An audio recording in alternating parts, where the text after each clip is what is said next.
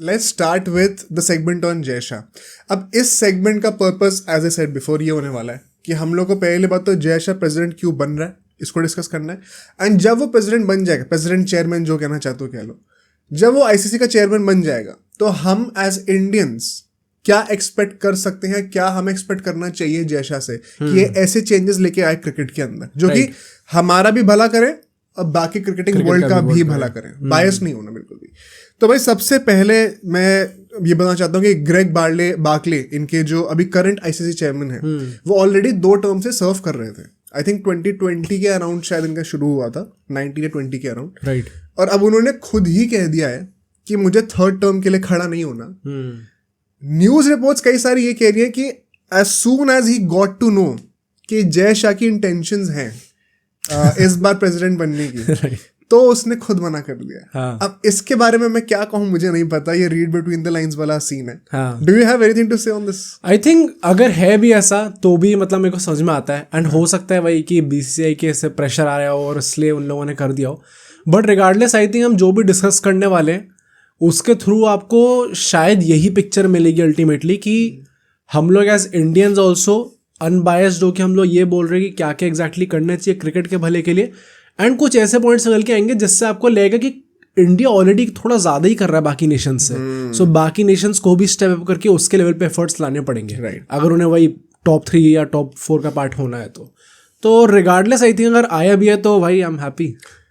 And ये जो मैं पॉइंट बोल रहा हूँ ना कि जैसे उसको पता चला कि जय शाह की इंटेंशंस है खड़े होने की तो उसने अपना भी नाम हटा लिया.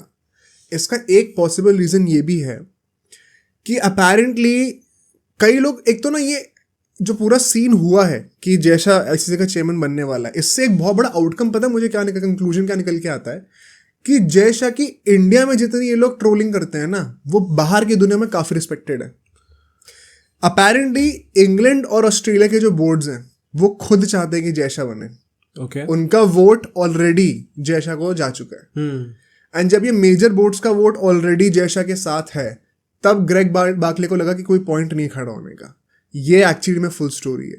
तो हम लोग जितना भी कह लें कि इंग्लैंड क्रिकेट बोर्ड ऐसा है, ऑस्ट्रेलियन क्रिकेट बोर्ड ऐसा है, हम क्या कर रहे हैं वैसे वैसे अपने आप को नीचे दिखाते हैं, बट एक्चुअली में सारे क्रिकेट बोर्ड्स के जितने भी हेड्स हैं वो मोर और लेस जय शाह को ही चाहते हैं कि वो नेक्स्ट आईसीसी का चेयरमैन बने. आई थिंक इंडिया में भी धीरे धीरे स्टार्ट वैसा नहीं हुआ था बट धीरे धीरे उसकी वो रेपुटेशन रिस्पेक्ट बढ़ती जा रही है सबके अमंग्स इवन फैंस के बीच में. और प्लेयर्स ने खुद आके अच्छा बोला है ना. अभी रोहित शर्मा का इंटरव्यू था तो उसने बोला कि जो 3 पिलर्स थे मेरे साथ, अजीत अगरकर, राहुल द्रविड़ और जय शाह, इनने भी बहुत ज़्यादा हेल्प करी भाई इस टीम को ट्रांसफॉर्म करके अल्टीमेटली ट्रॉफी उठाने में. सो आई थिंक उसकी रिस्पेक्ट इंडिया में भी धीरे धीरे बढ़ती जा रही है. एंड स्टार्टिंग में लोग सब लोग मज़े लेते थे क्योंकि वो स्टार्टिंग में वीडियोज आ गई थी ना उसकी, वो क्रिकेट खेलते हुए आ गई थी एक तो. उसके चक्कर में आई थिंक स्टार्ट ही थोड़ा फन नोट पे हो गया था, थोड़ा ट्रोलिंग नोट पे हो गया था. बट धीरे धीरे आई थिंक रिस्पेक्ट बढ़ रही है सबकी. आई थिंक जस्ट लाइक कोई भी और एडमिनिस्ट्रेटर हो, जय शाह के अंडर भी चीज़ें परफेक्ट तो नहीं. हाँ ऑब्वियसली. ठीक है. स्पेसिफिकली 2020-21 में जैसी दुनिया की हालत थी उसके चलते हुए कुछ इश्यूज बीसीसीआई में भी हमें देखने को मिले थे. पर मैं ये ज़रूर गारंटी के साथ कह सकता हूँ कि जितनी पॉजिटिव चीज़ें हुई हैं ना जय शाह के अंडर, वो नेगेटिव चीज़ों से ज़्यादा है. Okay. Far more than that. And people don't acknowledge that क्योंकि कई बार वो पॉलिटिकल एंगल भी आ जाता है कि he has an association with a certain political party, तो हमें वो पॉलिटिकल पार्टी पसंद नहीं है तो हम उसको भी क्रिटिसाइज करेंगे, which I think is not right because इसमें पॉलिटिक्स लाने की जरूरत ही नहीं है. उसको काम के बेसिस पे जज करो एज एन एडमिनिस्ट्रेटर. ये मत देखो कि उसके पेरेंट्स या कोई फैमिली मेंबर किसी पॉलिटिकल पार्टी में है कि नहीं है. हमें क्रिकेट से मतलब है. तो वहाँ पे आई थिंक उसके अंदर काफ़ी अच्छी चीज़ें हुई हैं. एंड अब मैं एक्सपेक्ट करता हूँ कि वो कई सारी चीज़ें इंटरनेशनल स्टेज पे भी लेके आए. ऐसा हो सकता है कि इन पॉइंट्स में से काफ़ी चीज़ें वो ना भी करे, विच अगेन तब हम क्रिटिसाइज करेंगे भी बिल्कुल. इसमें जो लास्ट पॉइंट मैं ऐड करना चाहता हूँ बिफोर मूविंग ऑन टू कि वो क्या कर सकता है. बेसिकली जब ग्रेग बार्कले ने अनाउंस कर दिया कि वो नहीं खड़ा होने वाला, तो अब जो है जितने भी बोर्ड मेंबर्स हैं आईसीसी के अंदर वो सब लोग वोटिंग करेंगे. सब लोग एक नाम देंगे कैंडिडेट का. अगर एक से ज़्यादा नाम निकल के आते हैं तो फिर इलेक्शंस होंगे और उसमें हर किसी को वोट करना होगा. तो अगर सबने जय शाह का नाम दे दिया तो कोई इलेक्शन होगा ही नहीं, सीधा जय शाह बन जाएगा 1 दिसंबर से इसी साल. अगर एक और नाम निकल के आ जाता है, मान लो किसी ने just for the sake of it किसी और का नाम दे दिया, अब तो इलेक्शन हो जाएंगे तब भी जयशाह जीती जाएगा। तो इट इज मोर और लेस कंफर्म कि जयशाह 1 दिसंबर 2024 से आईसीसी का चेयरमैन बनने वाला है। अब हमने अभी तो ये बात कवर कर ली कि वो क्यों बन रहा है, कैसे बन रहा है। अब बात करते हैं कि हम क्या चेंजेस एक्सपेक्ट कर सकते हैं जयशाह के अंडर। ठीक है, 5 चीजों का मैं के बारे में डिस्कस करना चाहता हूँ मैं। सबसे पहले champions trophy. Let's start on a funny note. Right, 1 दिसंबर 2024 को अगर जयशाह आईसीसी का चेयरमैन बन रहा है तो वो चैंपियंस ट्रॉफी 2025 से पहले आ रहा है। हाँ। और उसके बाद क्या कोई भी चांस है कि चैंपियंस ट्रॉफी पाकिस्तान में इंडिया खेलने जाएगी? फरवरी में है ना चैंपियंस ट्रॉफी, राइट। तो ऑलमोस्ट 1.5 महीना पहले जयशाह पॉइंट हो जाएंगे। एंड आई थिंक वो रिगार्डलेस वो बनता है नहीं बनता है तो भी इंडिया का जाने का सेंस नहीं था वहां पे। पर अब बातें और ज्यादा इन योर फेस हो गई ना भाई। मतलब आई थिंक वो जो पावर डायनेमिक्स थे, जो भी इतनी बकवास चल रही थी दूसरी साइड से, आई थिंक वो भी होनी बंद हो जाएगी, क्योंकि ज्यादा बोला जाएगा तो पाकिस्तान से कहीं चैंपियंस ट्रॉफी ना हटा दी जाए। And now we think about it, हमने 2-3 पॉडकास्ट पहले कवर किया था कैसे जयशाह ने एक इंटरव्यू में बोला है कि मैं सोच नहीं रहा हूँ अभी चैंपियंस ट्रॉफी के बारे में। ये मास्टर क्लास है भाई अगर ये हो जाए तो।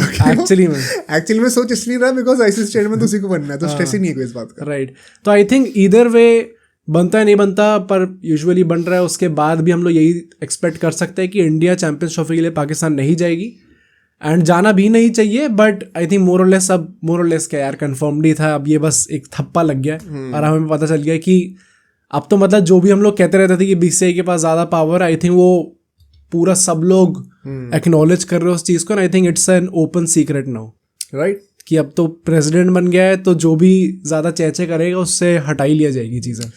And I think rightfully so. अभी जो हालत है पाकिस्तान में, हमने लास्ट पॉडकास्ट कवर भी करा था, तो अगर कोई भी चांस है इंडिया का जाने का, अब वो नहीं होता हुआ दिख रहा मुझे। तो ये सबसे पहला एक जो मेजर डिसीजन आना चाहिए वो जयशाह की प्रेसिडेंसी के अंडर ही आएगा। परहैप्स इसीलिए शायद आईसीसी भी इस बात को टाल रही थी कि हमारे जो तो किसी और बंदे के टेन्योर के अंडर ना आए, जब जयशाह हमें टेक ओवर कर ले तो खुद ही वो बोल दे। अब चीजें समझ में आ रही है, retrospective effect. Right, second point जो है, जो कि मैं लाना चाहता हूँ WTC फाइनल के बारे में।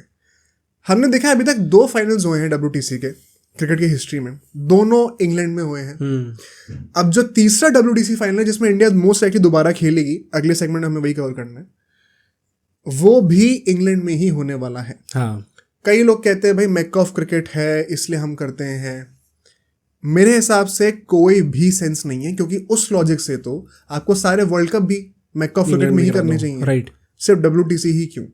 अब कई लोग कहेंगे because it is the original format of cricket. तो भाई ओरिजिनल फॉर्मेट ऑफ क्रिकेट को रिलेवेंट रखना है कि नहीं रखना है? उसके लिए उसको सिर्फ एक ही कंट्री तक रिस्ट्रिक्ट करके रखोगे क्या? पहले जिनको नहीं पता होगा ये चीज, 75, 79 एंड आई थिंक 83 भी, ये तीनों वर्ल्ड कप्स इंग्लैंड में ही हुए थे। राइट, और इंडिया जब 83 का वर्ल्ड कप जीती, उसके बाद फिर 87 ऑनवर्ड्स इंडिया ने होस्ट करना शुरू करा वर्ल्ड कप। वो भी इन लोगों ने टाई अप कर लिया था अपनी एशियन कंट्रीज के साथ, इंडिया, पाकिस्तान, श्रीलंका शायद, हाँ ऐसे करके, वो हेजीमनी तोड़ने के लिए इंग्लैंड की। और अब हम लोग कह रहे हैं कि नहीं भाई WTC में हम वापस आदम जमाने में जाके जो आज से 50 साल पहले की रीत थी उसको दोबारा हम लोग इम्प्लीमेंट करें। कोई सेंस नहीं बनता मेरे हिसाब से। और मैं इसमें इंडिया का कोई बायस नहीं रखूंगा, क्योंकि जो मैं सोल्यूशन प्रपोज करने वाला हूँ उसमें इंडिया में भी कोई नहीं होगा उस लॉजिक के हिसाब से। मेरा लॉजिक ये है, जो टीम जीत रही है अगले साल वहां पे होस्ट कर दो। राइट, क्योंकि ये कहना कि इंग्लैंड में होस्ट कर रहे हैं तो वो न्यूट्रल इवेंट है, ये बहुत ही ज्यादा खराब स्टेटमेंट है मेरे ओपिनियन में। क्योंकि ऑस्ट्रेलिया और इंडिया फाइनल में आ गए, इसलिए आप पहली बात कह रहे हो न्यूट्रल है। मान लो इंग्लैंड आ जाती तो न्यूट्रल नहीं होता। सेकेंड पॉइंट, कोई भी एशियन कंट्री अगर फाइनल में आएगी अगेंस्ट कोई सेना कंट्री, तो हमेशा सेना कंट्री को ज्यादा एट होम फील होगा, ज्यादा घरेलू कंडीशन उसको लगेगी जब वो इंग्लैंड में खेल रहे होंगे। तो इन सेना में से किसी भी कंट्री को फाइनल WTC का इंडिया या फिर श्रीलंका में खिला दो और फिर देखते हैं कितना टिकते हैं। I think for that reason only, and इस चीज़ को ध्यान में रखते हुए मेरे हिसाब से ऐसा टाइप का भी होना चाहिए कि एक कंट्री लगातार 2 बार नहीं कर सकती WTC फाइनल होल्ड, क्योंकि फिर उनका हेजीमनी, मतलब फिर वो करता ही जाएंगे यार, वो जीतते ही जाएंगे अपने घर पे, तो फिर वो हाँ एक ही जगह पे होता रहेगा अल्टीमेटली। तो इसलिए आई डोंट रिमेंबर किसने, हमारे शायद किसी लाइव स्ट्रीम पे किसी बंदे ने चीज़ प्रपोज करी थी, and I think I am in full support. और मेरे हिसाब से यही कि जो जीत रहा है उसके घर पे रखो, बट एक कंट्री 2 बार लगातार नहीं कर सकती। पर ये बात भी तो है ना कि एक टीम अगर जीत के अगला WTC फाइनल होस्ट कर रही है तो अगली WTC साइकिल में भी वो 10-15 टेस्ट मैचेस खेल कर both home and away final तक पहुंचेगी। तो ये जो तुम कह रहे हो कि डायनेस्टी बन सकती है ऐसे, तो वो एक्चुअली मेरे हिसाब से वैलिड नहीं है, क्योंकि आदमी को पूरी WTC साइकिल में घिस के ऊपर आना पड़ेगा, तो घर से बाहर भी मैचेस खेलने होंगे। अगर वो फिर से वर्दी इनफ है तो वो डिजर्व करता है भाई होस्ट करना। आई थिंक और फाइनल में आने के बाद भी गारंटी थोड़ी कि जीत जाएगा। हाँ, वो डेफिनेटली आई थिंक डिजर्व का पॉइंट नहीं है मेरा, क्योंकि जो भी टॉप करेगा वो डिजर्व तो करेगा ही करेगा, जो लास्ट टाइम जीता वो डिजर्व करेगा ही करेगा। बट आई थिंक मेरे दिमाग में बस ये आता है, जैसे मान लो इंडिया जीत जाती है, ये मुझे लगता है पॉइंट सिर्फ इंडिया के लिए अप्लाई होता है। हाँ, मतलब इंडिया के लिए, या फिर मतलब क्योंकि इंडिया फाइनल में तो पहुंच ही जाती है, 3 बार लगातार पहुंचने वाली है, और अगर घर पे हो गया तो फाइनल हार नहीं सकते। फिर हार नहीं सकते, राइट। तो आई थिंक वो एक तरीके से इंडिया यार फाइनल में पहुंचना आई थिंक सब लोग एक्सपेक्ट करते ही हैं, चाहे उनके घर में हो चाहे ना हो। और अगर एक बार वो चीज़ स्टार्ट हो गई तो आई थिंक वो टूटना बहुत डिफिकल्ट हो जाएगा। एंड जस्ट सो जो हमारा पॉइंट था बेसिकली कि इंग्लैंड में आप रख रहे हो तो ग्रो नहीं करना क्या इस फॉर्मेट को अल्टीमेटली बाकी कंट्रीज में। तो just say for example New Zealand जैसी कंट्री अगर वो नेक्स्ट टाइम सेकंड आई थी तो सेकंड वाले पे शिफ्ट कर उस पे शिफ्ट हो जाएगा, तो मतलब इन जनरल ग्रो हो सकता है फिर एक्चुअली। हाँ, मैं ये छोटे मोटे ट्वीक्स के लिए एकदम ओपन हूँ, पर ये एक कंट्री से बाहर निकालो वो तो जरूरी है। क्रिकेट सबके लिए है ना, सिर्फ इंग्लैंड के लिए तो नहीं है। प्लस आई थिंक इस पर रोहित शर्मा ने ओपनली क्रिटिसाइज करा था, मैं इसीलिए पॉइंट यहाँ पे बोल भी रहा हूँ, ये मैं से हवा में उड़ा के नहीं पॉइंट्स लिख रहा हूँ, क्योंकि इन सब के बारे में एक्चुअली में या तो जय शाह ने खुद या तो इंडियन टीम में से किसी ने ऑलरेडी बोल रखा है, राइट। तो ये चेंजेस हम एक्सपेक्ट कर सकते हैं। एनीवे, नेक्स्ट पॉइंट पे आते हैं, और ये भी पॉइंट जय शाह ने बड़ा रिसेंटली बोला था कि टेस्ट मैचेस को प्रमोट करने के लिए हम लोग कह रहे हैं कि भाई T20 मैचेस इतने बढ़ रहे हैं, इंडिया को 2024 से लेकर 2026 के बीच में जो 2 वर्ल्ड कप्स हैं उनके बीच में 40 T20 मैचेस खेलने। मुझे सबसे ज्यादा शॉकिंग चीज पता क्या लगी, अभी इंडिया की एक और ओडीआई सीरीज बची है WTC क्या चैंपियंस ट्रॉफी से पहले, जो कि इंग्लैंड के साथ होगी। उस सीरीज में 3 ODIs हैं, 5 T20s हैं। ओके, क्या पॉइंट है T20s रखने का? इससे अच्छा 6-7 ODI रख लेते या 5 ODI रख लेते अगर इतना ही था तो, या फिर 3 T20 5 ODI रख लेते, वो भी उल्टा कर रखा है। तो जब ODI world cup ODI format की कोई ट्रॉफी है इस साल, जस्ट 1 महीने बाद, उसमें भी आप T20 ज्यादा खेल रहे हो एक सीरीज में, तो क्लियरली शोज कि कितना ज्यादा डोमिनेंस आ रहा है T20 का। और इसमें हम लोग ये भी चाहते हैं कि टेस्ट मैच भी फ्लरिश करे। तो जय शाह ने कहा था, मैंने ICC को बहुत बार बोल भी रखा है कि यार हम लोग को टेस्ट मैचेस के लिए एक स्पेशल फंड क्रिएट करना चाहिए, जिसमें डिपेंडिंग ऑन किसी कितनी कैपेसिटी है सब लोग कुछ पैसा कंट्रीब्यूट करें, एंड उस पैसे को फिर पूरे दुनिया में टेस्ट मैचेस प्रमोट करने के लिए यूज करा जाए। कई सारी कंट्रीज जहाँ पे टेस्ट मैचेस अभी अच्छे लेवल पे नहीं है, वहाँ पे डेवलपमेंट हो, स्टेडियम बने, पिचेस ऐसी बने, उन पे पैसा लगाया जाए ताकि उनको सैलरीज उतनी मिले कि वो खेलने के लिए इंटरेस्टेड भी तो हो। अगर मान लो एक क्रिकेटर को T20 मैच खेलने के लिए 10 लाख मिल रहे हैं और टेस्ट मैच खेलने के लिए 10,000 रुपए मिल रहे हैं, तो वो क्यों ही खेलेगा टेस्ट मैच? उसको भी तो घर चलाना है ना अपना। तो इन सारी चीजों को करने के लिए टेस्ट फंड क्रिएट करा जाए, ये मुझे लगता है ये चीज जेन्युइनली हो सकती है। I think in principle also सबका भला है, इन प्रिंसिपल ऑल्सो ये कितने एक्चुअली में कितने अच्छे आइडियाज हैं। एंड जो भी पूरा नरेटिव था कि वो डिस्ट्रॉय कर रहे हैं या फिर जैसा BCCI अच्छे डिसीजन नहीं ले रहे हैं, अगर ये चीज़ आगे जाके एक्चुअली में इम्प्लीमेंट हो जाती है, क्योंकि ODIs को तो आई थिंक वो मरने से कोई बचा नहीं सकता, रिगार्डलेस चाहे जैसा हो चाहे कोई भी हो। बिल्कुल। बट T20 तो ग्रो कर ही रहा है बहुत फास्ट रेट पे। इट इज़ वेरी इंपॉर्टेंट कि टेस्ट क्रिकेट जो कि एसेंस है क्रिकेट की, जहाँ से स्टार्ट हुआ है क्रिकेट, उस चीज़ को बढ़ाना बहुत ज़्यादा इंपॉर्टेंट है, ताकि वो गेम एकदम वन डायमेंशनल हो जाए, सिर्फ T20s ना रह जाए आगे जाके। और उसके लिए अगर ये लोग एक टेस्ट फंड क्रिएट करते हैं और ऐसे टाइप का उनका विजन है कि हम लोग छोटी कंट्रीज में जाके डेवलप करेंगे उस चीज़ को, तो इससे बेटर और क्या हो सकता है भाई क्रिकेट के लिए। आई थिंक मैं फुल्ली सपोर्ट करता हूँ इस चीज़ को, कोई डाउट ही नहीं है इस चीज़ में। बट जो नेक्स्ट पॉइंट है ये होने वाला है, ये कुछ लोगों के लिए थोड़ा इग्नाइटिंग भी होगा। हमने रिसेंटली एक पॉडकास्ट में कवर किया था जिसमें हमने अनपॉपुलर ओपिनियंस कहते क्रिकेट के, जिसमें ये वाला टॉपिक था कि BCCI के एक्चुअली में क्रिकेट को डिस्ट्रॉय कर रहा है। उस मिथ को हमने तोड़ा था। और हमने उसमें ये भी कहा था कैसे BCCI फॉर एग्जाम्पल जिम्बाब्वे को पिछले 10 साल में 5 बार टूर कर चुकी है। ऑस्ट्रेलिया और इंग्लैंड कितनी बार टूर करें। कई लोगों ने फिर कमेंट्स में लिखा था कि इस बार स्कॉटलैंड में जा रहे हैं, यहाँ जा रहे हैं, वहां जा रहे हैं। ये चीजें अब जाके आई हैं और ये एक टूर आप गिनवा रहे हो। जो मेन 10 टेस्ट प्लेइंग नेशंस हैं उनको अगर हटा दिया जाए, जो बाकी 15-20 कंट्रीज हैं और उसमें इंग्लैंड और ऑस्ट्रेलिया कितना फ्रीक्वेंटली टूर करती है? क्या वो उतना फ्रीक्वेंटली करती है जितना इंडिया करती है? बिल्कुल भी नहीं। पिछले 5 सालों में 2020 के डेकेड में निकाल के देख लो, ज़्यादा पीछे का डेटा मत देखो, मन नहीं कर रहा तो उसमें ही इंडिया आयरलैंड कितनी बार गई है, जिम्बाब्वे कितनी बार गई है, खुद ही जाके देख लो। तो आई थिंक यहाँ पे ये जो बड़ा आसान हो जाता है वेस्टर्न मीडिया के लिए बोलना, और हम इंडियंस का भी एक वो है ना कि भाई सर पे चढ़ा के रखते हैं वेस्टर्न लोगों को और वेस्टर्न मीडिया को भी कि ये जो कह रहे हैं वो तो सही होगा, वो कंडीशनिंग हो रखी है दिमाग के ब्रिटिशर्स के टाइम से। तो हम इस परसेप्शन में रहते हैं कि बीसीसीआई असली विलन है और ये बाकी जो बोर्ड्स हैं इनके ऊपर अत्याचार हो रहा है। एक्चुअली में अगर आप देखो तो वेस्टर्न मीडिया इसी नैरेटिव को एक्सप्लॉइट करके सारा ब्लेम बीसीसीआई पर डाल देती है और खुद एक्चुअली में क्रिकेट के प्रमोशन के लिए कुछ कर नहीं रही है। और अगर कोई लोग अभी भी डिसएग्री करते हैं ना, तो मैं बस इतनी सी बात बोलूँगा कि जय शाह ने और कई इंडियन क्रिकेटर्स ने ये बात खुद भी बोल रखी है कि ये लोग टूर इतना क्यों नहीं करते। तो हम लोग हवा में बात नहीं कर रहे, जो लोग एक्चुअली में वहाँ पे हैं मैनेजमेंट में और टीम के अंदर, वो भी ये बात को एक्नॉलेज करते हैं और उनको हमसे ज़्यादा पता है। ये बोल रखा है, और रोहित शर्मा ने तो ये तक बोल रखा है अभी रिसेंटली कुछ टाइम पहले बोला था कि भाई हमें करना पड़ रहा है टूर, क्योंकि हम जहाँ जाएंगे उस बोर्ड को बहुत भला होने वाला है। जैसा ने बोला था जब आइलैंड गए थे ये लोग, जिसमें बुमराह कैप्टन था उस वाले सीजन, कि कंपलसरी है हमारे लिए, मैंडेटरी है जाना अलग अलग कंट्रीज में, बिकॉज बीसीसीआई और इंडिया जहाँ जाएगी वहाँ पैसा आएगा। और कंपलसरी उन लोगों ने खुद अपने जिम्मे पे ले रखी है बात, कोई डिक्टेट नहीं कर सकता उन्हें कि तुम्हें जाना पड़ेगा। और इससे पता क्या है, इससे तुम क्रिकेट को तो बचा ही रहे हो, पर एट व्हाट कॉस्ट। इंडिया पे जितना पैसा और जितनी टीआरपी है, इंडिया जिस कंट्री को घर बुलाना चाहे बुला सकती है। अगर वो ऑस्ट्रेलिया और इंग्लैंड से कहेंगे यहाँ पे आके खेलो, वो भी खुशी खुशी खेलेंगे, क्योंकि उनको बहुत फायदा होता है पैसों का। अब ये देखो बेसिकली 2 प्रॉब्लम्स आ रही हैं जिसको सैक्रिफाइस करके उसके बावजूद इंडिया अलग अलग कंट्रीज में, इन छोटी कंट्रीज में जाके क्रिकेट खेल रही है। पहली प्रॉब्लम, इसकी वजह से वर्कलोड कितना बढ़ रहा है प्लेयर्स का, उस चीज को सैक्रिफाइस करके आप अलग कंट्रीज में खेलने जा रहे हो। सेकेंडली, आपके पास अगर साल में 50 मैचेस खेलने की कैपेसिटी है, तो मुझे अगर वर्ल्ड कप में कंपेटिटिव होना है, मुझे अगर चैंपियंस ट्रॉफी में कंपेटिटिव होना है, तो मैं तो चाहूंगा ना कि मैं 50 के 50 मैच अच्छी टीम से खेलूं, मेरी मैच प्रैक्टिस अच्छी हो। मैं उस चीज को भी सैक्रिफाइस कर रहा हूँ ना, राइट।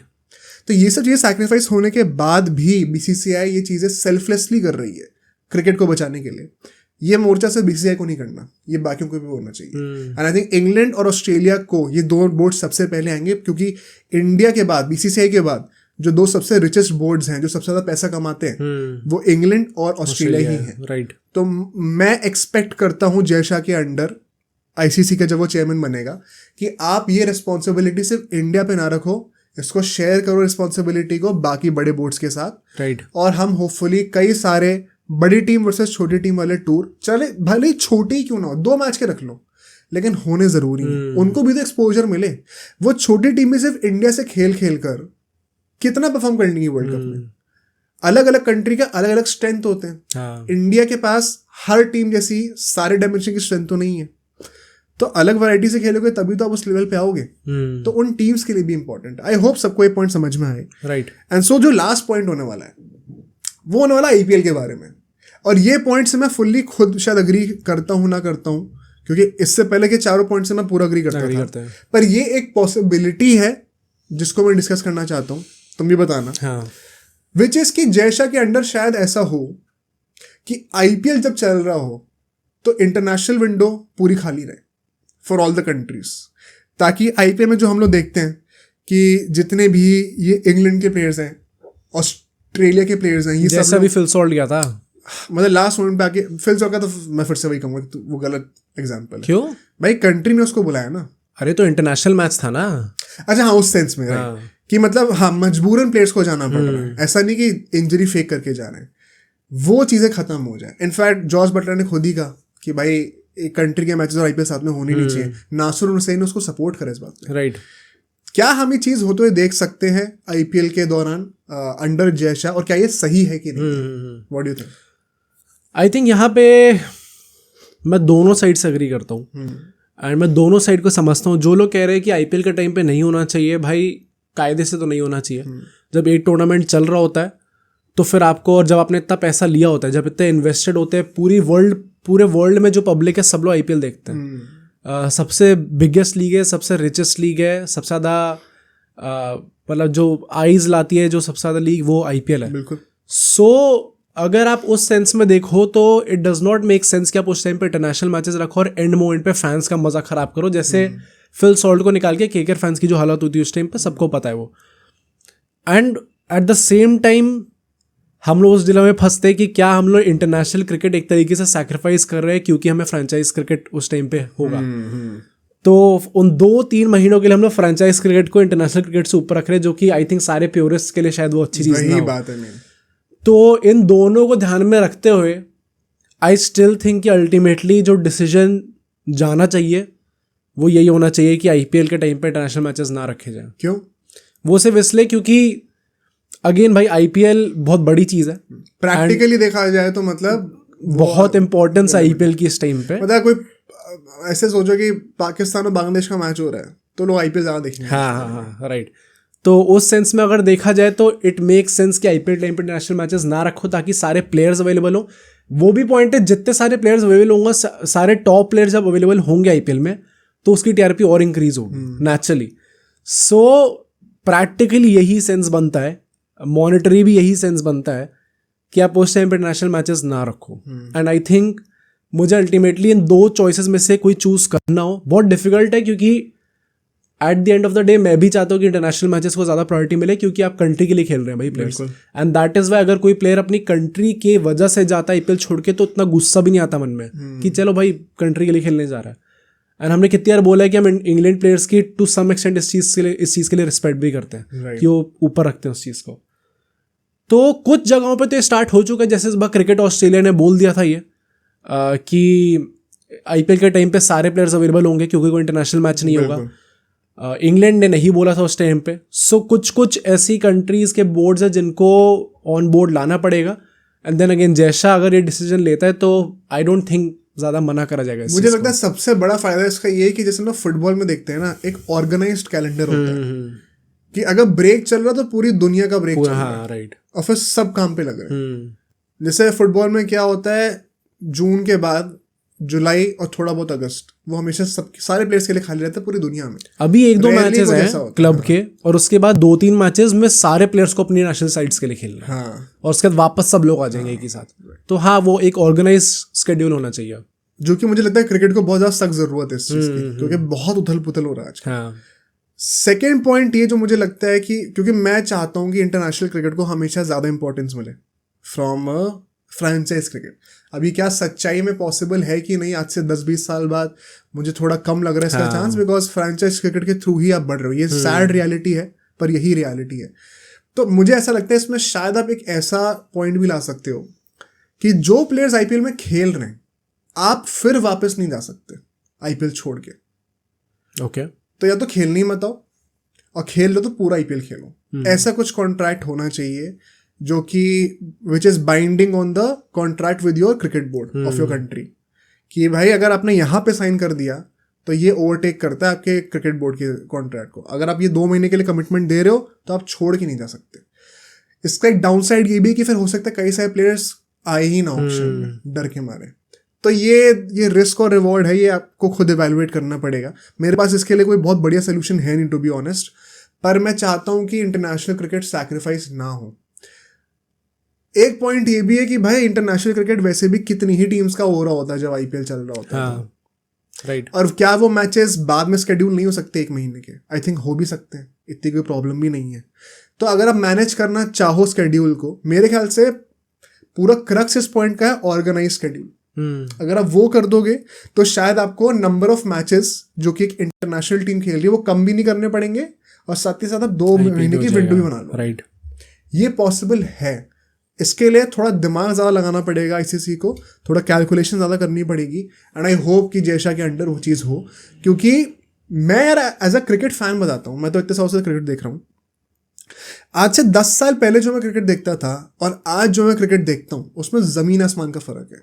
इन द सेंस कि भाई 2011 वर्ल्ड कप टाइम का ले लो, अगर तुम बात ले लो, इंडिया के पहले तो इतने मैचेस होते नहीं थे कि हर एक हफ्ते बाद एक नई सीरीज शुरू हो रही है, तो हर एक सीरीज का एक्साइटमेंट था. प्लस क्योंकि इतने सारे मैचेस नहीं हो रहे तो मैं दूसरे कंट्री के मैचेस भी फॉलो कर सकता हूँ.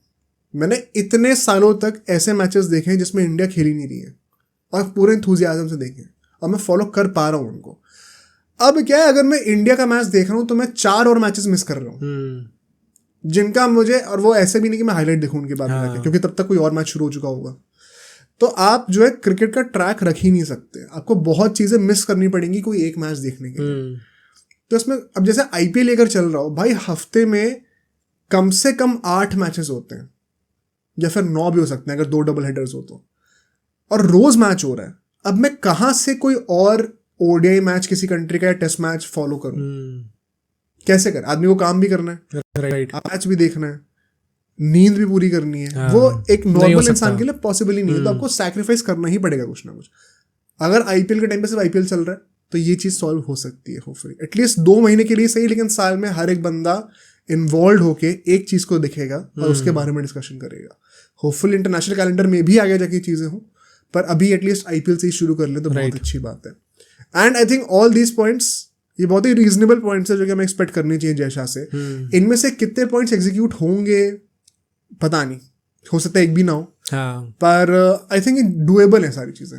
आई थिंक कुछ ना कुछ एक्शंस तो लिया जाएगा। एंड ये क्योंकि ये सारे पॉइंट्स ऐसा बहुत ज़्यादा, ऐसा भी नहीं कि बहुत सोचने के बाद ऐसे पॉइंट्स मिलो, just of the top of your mind आपको ये सारी चीज़ें दिमाग में आ जाएंगी, यार ये चीज़ें करी जा सकती हैं। आई थिंक इसलिए बहुत डिफिकल्ट नहीं है इसके बारे में सोचना। हो सकता है कि जय शाह, उसकी जो भी पूरी टीम होगी, कुछ ऑलरेडी प्लान इन प्लेस हो उनके लिए, तो कुछ ना कुछ तो हम एक्सपेक्ट कर सकते हैं इन चीज़ों पे। अब सोचो अगर एक क्लिप इतनी बढ़िया थी तो पूरा का पूरा पॉडकास्ट कितना बढ़िया होगा। तो अगर आपको इसी क्लिप का पूरा पॉडकास्ट देखना है तो यहाँ पे क्लिक करिए, और अगर आपको ऐसे ही और क्लिप्स बिंज वॉच करनी है तो यहाँ पे क्लिक करिए।